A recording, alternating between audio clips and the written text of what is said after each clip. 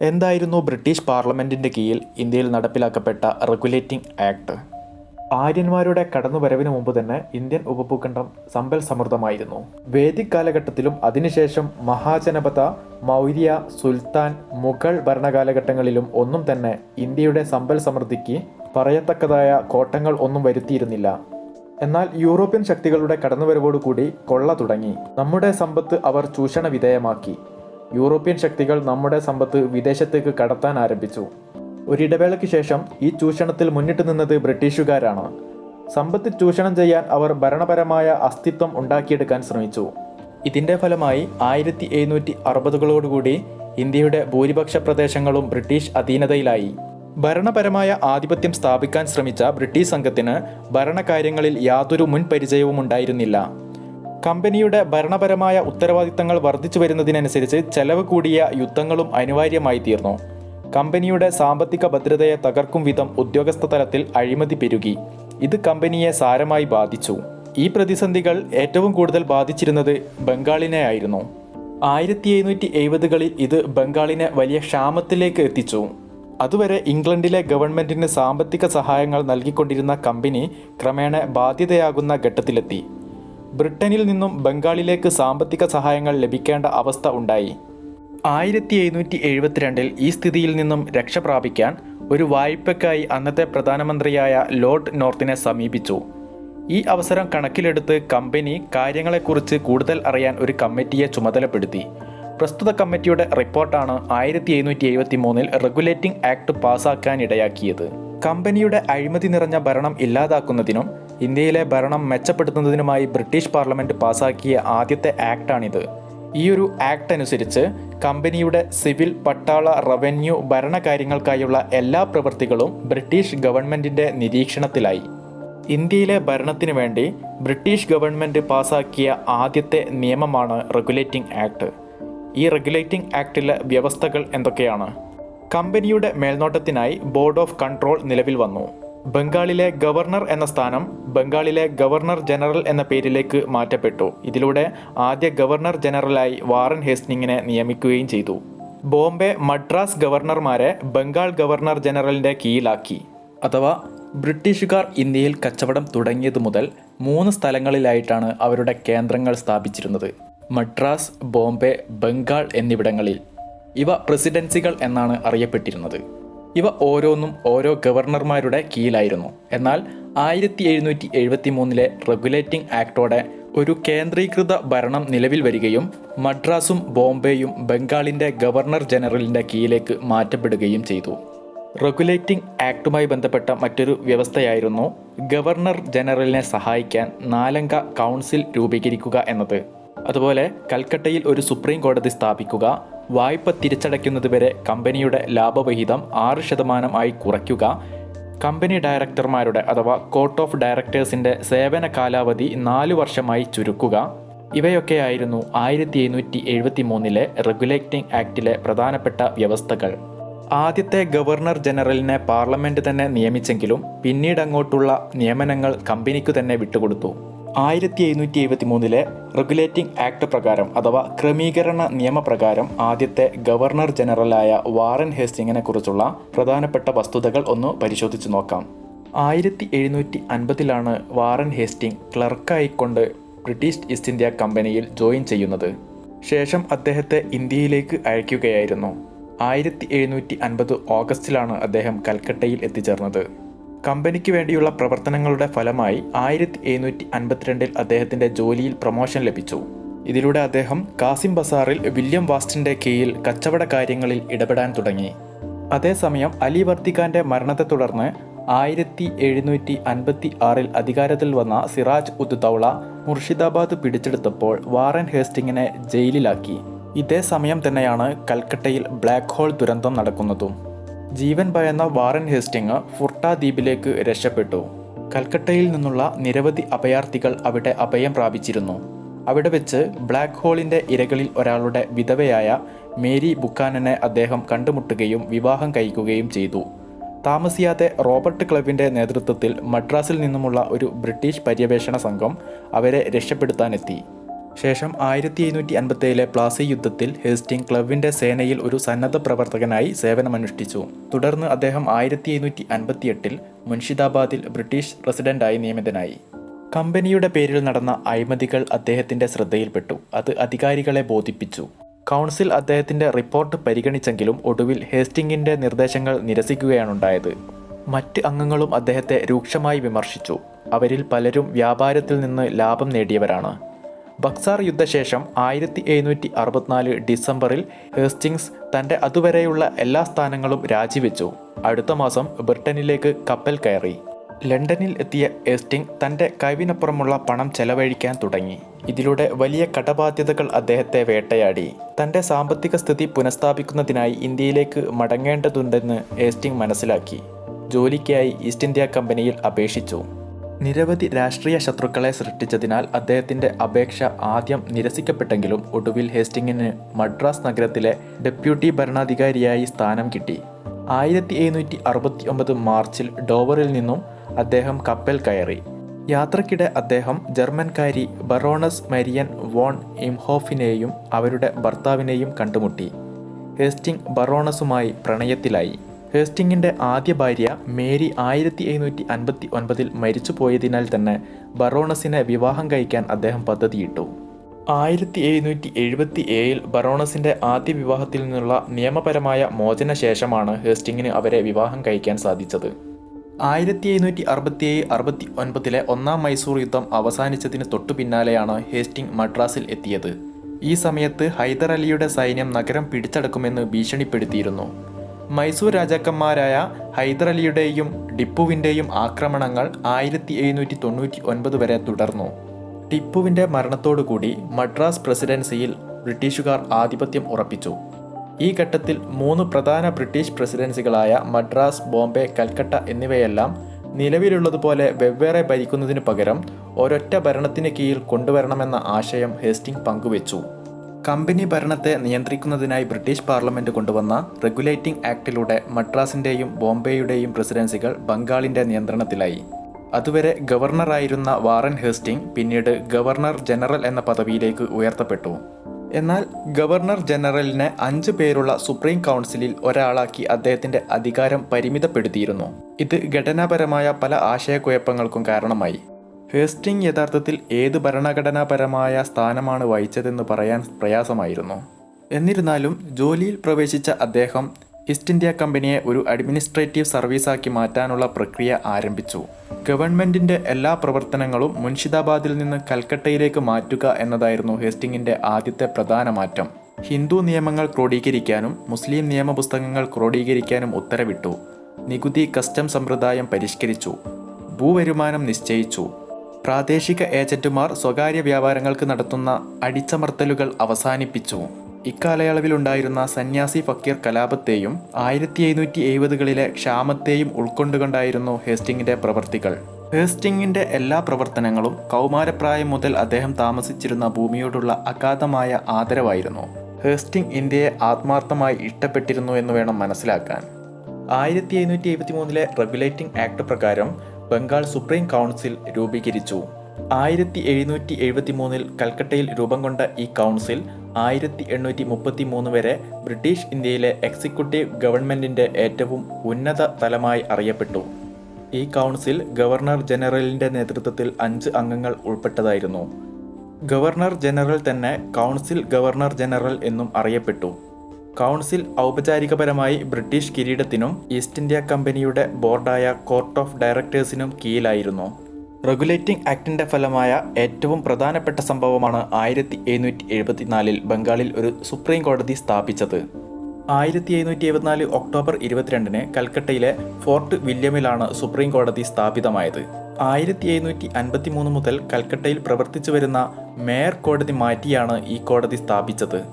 1774 March 26 British രാജാവായ George മൂന്നാമനിൽ നിന്നും supreme കോടതി സ്ഥാപിക്കുന്നതിനായി ഒരു ചാർട്ടർ ഓഫ് ജസ്റ്റിസ് അനുവദിച്ചു കിട്ടിയതിൻ്റെ ഫലമായിട്ടാണ് സുപ്രീം കോടതി സ്ഥാപിതമായത്. 1774 ഒക്ടോബർ 22 സ്ഥാപിതമായ ഈ കോടതി 1775 ജനുവരിയിലാണ് പ്രവർത്തനം തുടങ്ങിയത്. ഇന്ത്യയിൽ വേറിട്ടതും സ്വതന്ത്രവുമായ നീതിന്യായ വ്യവസ്ഥ സൃഷ്ടിക്കാനുള്ളതിൻ്റെ ആദ്യ ശ്രമമായിട്ടാണ് ഇത് നിലവിൽ വന്നത്.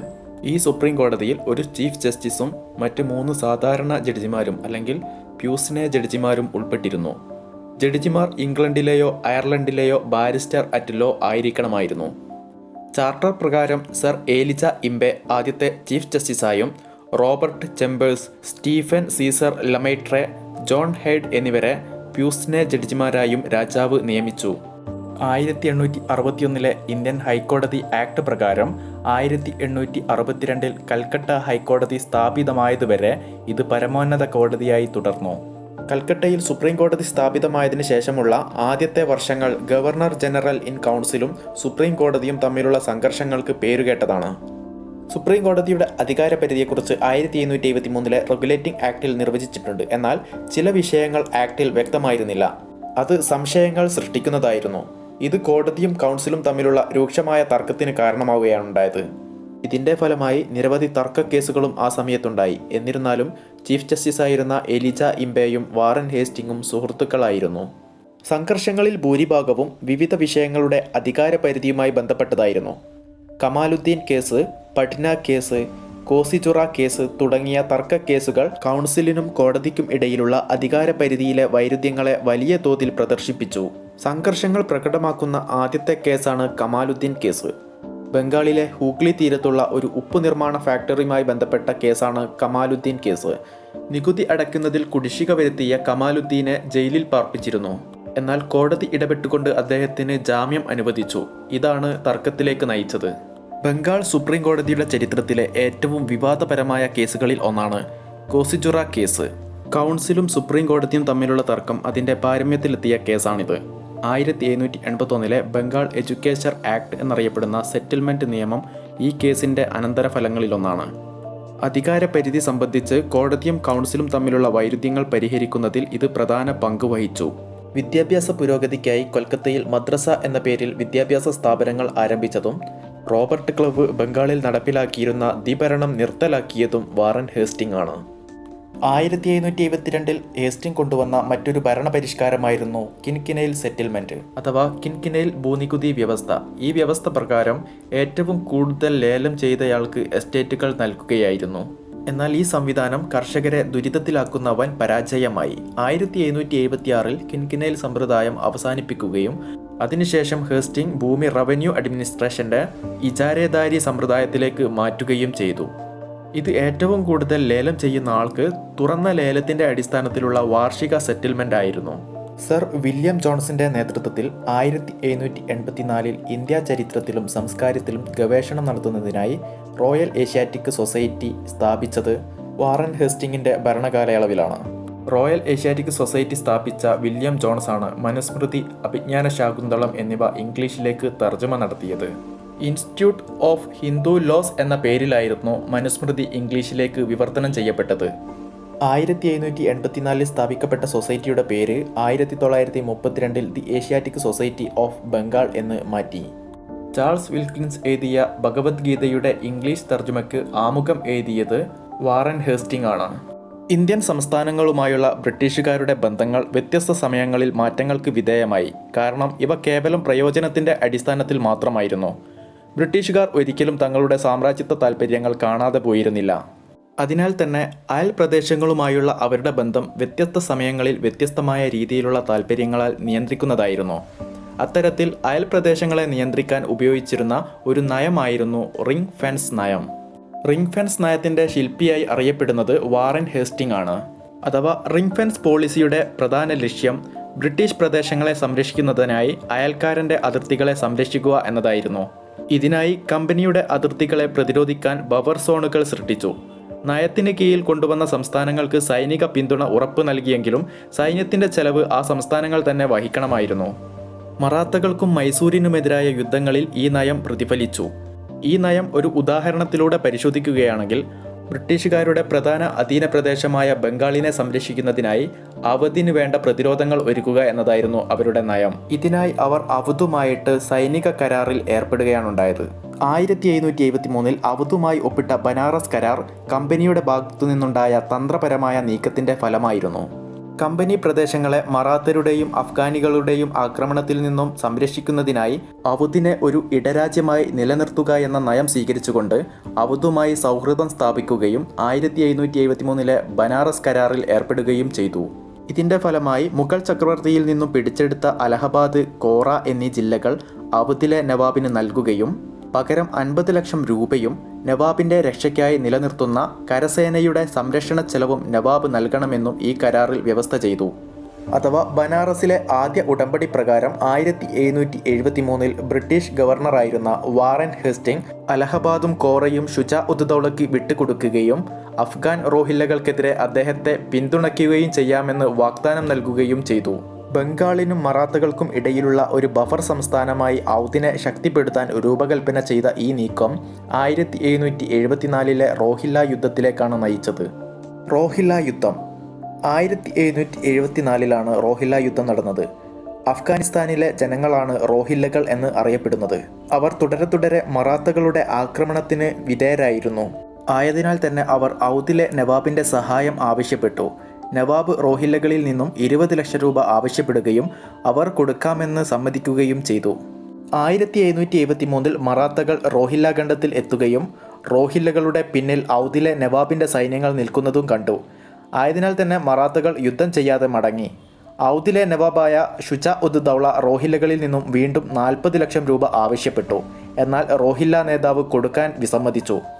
അതിനാൽ നവാബ് ഇംഗ്ലീഷുകാരുടെ സഹായം അഭ്യർത്ഥിച്ചു. മാത്രമല്ല നവാബ് ബ്രിട്ടീഷുകാർക്ക് 40 ലക്ഷം രൂപ കൊടുക്കാമെന്ന് സമ്മതിക്കുകയും ചെയ്തു. അതിനാൽ വാറൻ ഹേസ്റ്റിംഗ് പ്രഭു ഒരു ബ്രിട്ടീഷ് സൈന്യത്തെ റോഹില്ലകൾക്കെതിരെ തിരിച്ചു. ഇത് യുദ്ധമായി പരിണമിക്കുകയും റോഹില്ലകൾ പരാജയപ്പെടുകയും ചെയ്തു. തുടർന്ന് റോഹില്ല ഖണ്ഡ് ഔധിനോട് ചേർക്കപ്പെടുകയാണ് ചെയ്തത്. അഥവാ 1773 മുതൽ 1774 വരെ ബ്രിട്ടീഷുകാരും നവാബും റോഹില്ല മുസ്ലിങ്ങൾക്കെതിരെ നടത്തിയ യുദ്ധമാണ് റോഹില്ല യുദ്ധം. യുദ്ധം നടന്നത് ഉത്തർപ്രദേശിൽ വെച്ചായിരുന്നു. യുദ്ധത്തിൽ റോഹില്ല മുസ്ലിങ്ങൾ പരാജയപ്പെടുകയാണുണ്ടായത്. മലമുകളിലേക്ക് പിൻവലിഞ്ഞ റോഹില്ല സംഘം ബ്രിട്ടീഷുകാർക്കും നവാബിനുമെതിരെ ഒളിപ്പോര് നടത്തി. തുടർന്ന് നവാബ് അവരുമായി സന്ധിയിൽ ഏർപ്പെടുകയും അവർക്ക് ഭരിക്കാൻ കുറച്ച് സ്ഥലം വിട്ടുകൊടുക്കുകയും ചെയ്തു. ഈ യുദ്ധത്തിന്റെ പേരിൽ വാറൻ ഹേസ്റ്റിംഗിന്റെ മേൽ കമ്പനി യുദ്ധക്കുറ്റം ചുമത്തി. ഇത് പിന്നീട് ഹേസ്റ്റിംഗിനെ ഇംപീച്ച്മെന്റ് ചെയ്യുന്നതിൽ ഒരു പ്രധാന ഘടകമായി മാറുകയും ചെയ്തിരുന്നു. റിംഗ് ഫെൻസ് നയത്തിന്റെ ഭാഗമായുണ്ടാക്കിയ മറ്റൊരു ഉടമ്പടിയായിരുന്നു ഫൈസാബാദ് ഉടമ്പടി. ബനാറസ് ഉടമ്പടിയും ഫൈസാബാദ് ഉടമ്പടിയും വാറൻ ഹേസ്റ്റിംഗിന്റെ കാലത്താണ് ഉണ്ടായത്. ഏറ്റവും കൂടുതൽ കാലം ബ്രിട്ടീഷ് ഇന്ത്യയിലെ ഗവർണർ ജനറൽ ആയിരുന്ന വാറൻ ഹേസ്റ്റിംഗിന്റെ കാലത്താണ് ഒന്നാം മറാത്ത യുദ്ധം നടന്നതും അതിന്റെ ഭാഗമായിട്ടുള്ള സാൽബായി ഉടമ്പടി ഒപ്പുവെക്കപ്പെട്ടതും. 1775 മുതൽ 1782 വരെയായിരുന്നു ഒന്നാം മറാത്ത യുദ്ധം നടന്നത്. 1782 സാൽബായി ഉടമ്പടിയോടുകൂടിയാണ് യുദ്ധം അവസാനിച്ചിരുന്നത്. വാറൻ ഹേസ്റ്റിംഗിന്റെ കാലത്ത് നടന്ന മറ്റൊരു പ്രധാനപ്പെട്ട യുദ്ധമായിരുന്നു രണ്ടാം മൈസൂർ യുദ്ധം. 1780 മുതൽ 84 വരെ നടന്ന മൈസൂർ യുദ്ധത്തിൽ ഹൈദർ അലിയും ടിപ്പു സുൽത്താനും പോരാടി. 1784 മംഗലാപുരം സന്ധിയെ തുടർന്നാണ് യുദ്ധം അവസാനിച്ചത്. വാറൻ ഹേസ്റ്റിംഗിന്റെ ഭരണകാലയളവിൽ ഇന്ത്യയിൽ നടന്ന സുപ്രധാന നിയമ നടപടിയായിരുന്നു നന്ദകുമാർ സംഭവം. ബ്രിട്ടീഷ് ഇന്ത്യയിലെ ഒരു ദിവാനായിരുന്നു മഹാരാജ നന്ദകുമാർ. തൂക്കിലേറ്റാൻ വിധിക്കപ്പെട്ട ആദ്യത്തെ ഇന്ത്യക്കാരനായിരുന്നു ഇദ്ദേഹം. വാറൻ ഹേസ്റ്റിംഗിന് പകരം 1764 ബർദ്വാൻ, നാദിയ, ഹുഗ്ലി എന്നിവയുടെ ദിവാനായി നന്ദകുമാറിനെ ഈസ്റ്റ് ഇന്ത്യ കമ്പനി നിയമിച്ചു. 1764 തന്നെ ഷാ ആലം രണ്ടാമൻ മഹാരാജ എന്ന പദവിയും നൽകി. ബംഗാളിലെ ഒരു ബ്രാഹ്മണ കുടുംബത്തിലായിരുന്നു അദ്ദേഹത്തിന്റെ ജനനം. നവാബുമാരുടെ ഭരണകാലത്ത് അവരുടെ ഉദ്യോഗസ്ഥരിൽ പ്രമുഖനായിരുന്നു നന്ദകുമാർ. ബംഗാളിലെ നവാബായിരുന്ന മിർ ജാഫറിന്റെ വിധവയായ മാഹി ബീഗത്തിൽ നിന്നും വാറൻ ഹേസ്റ്റിംഗ് കൈക്കൂലി വാങ്ങി. ഒരു കുടുംബകാര്യം സാധിച്ചു കൊടുക്കുന്നതിനായിരുന്നു ഇത്. ഇതിനെതിരെ നന്ദകുമാർ തെളിവുമായി കോടതിയിൽ പരാതി നൽകി. കോടതി ഇടപെടലിലൂടെ ഹേസ്റ്റിംഗിൽ നിന്നും ആ തുക തിരികെ വാങ്ങുകയും മിർ ജാഫറിന്റെ വിധവയ്ക്ക് തിരികെ നൽകുകയും ചെയ്തു. വാറൻ ഹേസ്റ്റിംഗിന്റെ പദവിയും ഇതോടെ നഷ്ടമായി. തനിക്കെതിരെ പരാതി നൽകിയ നന്ദകുമാറിനെതിരെ വാറൻ ഹേസ്റ്റിംഗ് 5 വർഷം മുമ്പ് കള്ളപ്രമാണമുണ്ടാക്കിയെന്ന പേരിൽ ഒരു കള്ളക്കേസ് നൽകി. കേസ് സുപ്രീം കോടതിയിലെത്തി. ഇന്ത്യയിലെ ആദ്യത്തെ ചീഫ് ജസ്റ്റിസും വാറൻ ഹേസ്റ്റിംഗിന്റെ സുഹൃത്തുമായിരുന്ന ചീഫ് ജസ്റ്റിസ് സർ എലിജ ഇംബെയായിരുന്നു വാദങ്ങൾ കേട്ടത്.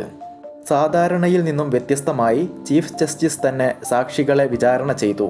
എന്നാൽ നന്ദകുമാറിനെ കാര്യമായി വിചാരണ ചെയ്തതുമില്ല. കേവലം 6 ദിവസം കൊണ്ട് വിചാരണയും വിധിയും പൂർത്തിയായി. നന്ദകുമാറിന് വധശിക്ഷയ്ക്ക് വിധിക്കപ്പെട്ടു. 1775 ഓഗസ്റ്റ് 5 കൽക്കട്ടയിൽ നന്ദകുമാറിനെ തൂക്കിലേറ്റി. ഈ സംഭവത്തെ ജുഡീഷ്യൽ കൊലപാതകമെന്ന് പത്രങ്ങൾ വിശേഷിപ്പിച്ചു. നന്ദകുമാറിൻ്റേതടക്കം നിരവധി സംഭവങ്ങളുടെ പേരിൽ വാറൻ ഹേസ്റ്റിങ്ങിനെ വിചാരണ ചെയ്തു.